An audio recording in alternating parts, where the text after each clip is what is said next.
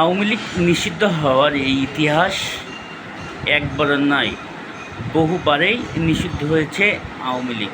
1971 সালে আওয়ামী লীগ নিষিদ্ধ হয়েছিল। 1975 সালে 15ই আগস্ট বঙ্গবন্ধু শেখ মুজিবুর রহমানের মৃত্যুর পরে আওয়ামী লীগ নিষিদ্ধ হয়েছিল।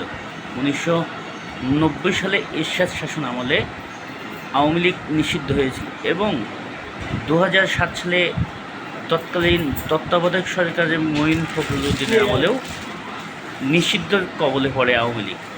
আসলে আওয়ামী লীগ এবার 2024 সালের জুলাই অভ্যুত্থানে সবচেয়ে কঠিন চ্যালেঞ্জের মুখে পড়েছে।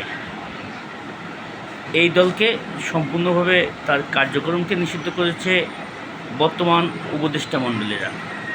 আপনি কি মনে করেন আওয়ামী লীগ আর ফিরতে পারবে, না চিরতরে শেষ হয়ে যাবে? আপনার মন্তব্য কমেন্টে লিখুন।